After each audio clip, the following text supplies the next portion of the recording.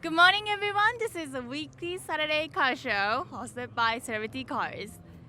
Today we have Bill and this Porsche behind us. Tell us about the story. In 1999, Porsche developed and introduced the Porsche 911 GT3. And it was an advance of at least 20% in performance over the previous Porsche 911s, but they did not import it to the United States. And the American enthusiasts were going nuts because it was such an advance in the car.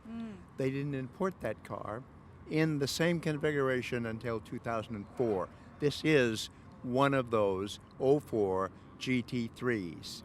And I bought it just with 3,000 miles on it and wanted to use it on both the track and the street. So I put the racing seats and harnesses and a roll bar in it and a power bottle, and actually took it to a race and went from 33rd to 3rd in 3 races. Wow. And I was 74 years old at the time. Woo! Now, this car has been retired from racing, but it is a car that I use for instruction at the track in Pahrump, and it is just scintillating to drive on the street or on the track, and the seats keep you firmly in where you should be, and the harnesses, and it is a wonderful, wonderful car to drive. I truly enjoy it.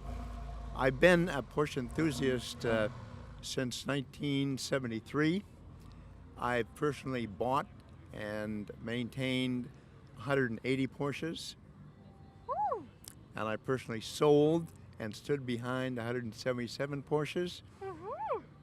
And so I've created a company called Dream Porsche, and my intent is to provide the kind of expertise a person that wants to buy a Porsche but doesn't really know how to go about it without being burned, how to make a selection that fits his budget and his objectives for performance, and also to provide the means for someone who wants to sell a Porsche to make contact with someone who wants a Porsche just like his. So, Dream Porsche. Dream Porsche. So, do you have a website?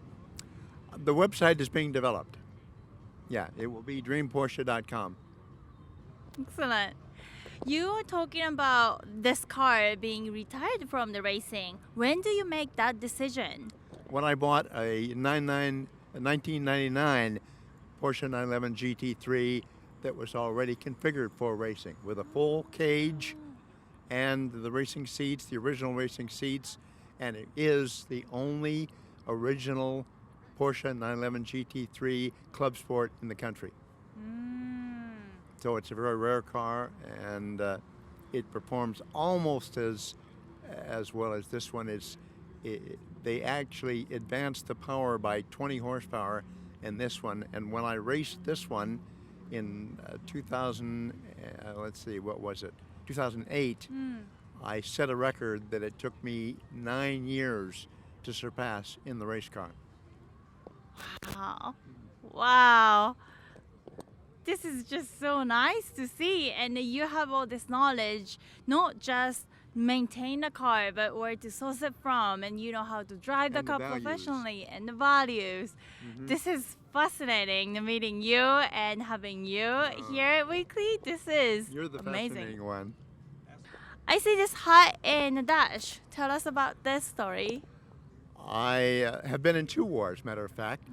I was a pilot on the jet tanker flying for the Strategic Air Command in the Cold War when we were refueling B-52s, carrying thermonuclear weapons, and we amassed such a firepower that we bankrupted the Soviet Union in their endeavor to dominate the world. And now they're coming back, and we're going to have to, I guess, do it again.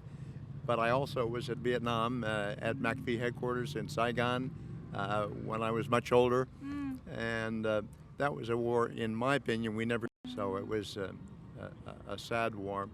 Lots of people lost their lives and their limbs and their families, and So I have lots of experience. I had 22 years in the Air Force. I have been a speaker learning to listen, think, and speak more effectively in Toastmasters since 1960. Ooh. And that seems to be a record as well. I stay in Toastmasters for two major reasons. One, to be a role model for people to see that you don't have to just get in and get out. You can continue to learn the entire time, and it also keeps my own brain tuned well to listen well and to compose speeches and to stand up in front of an audience and give speeches.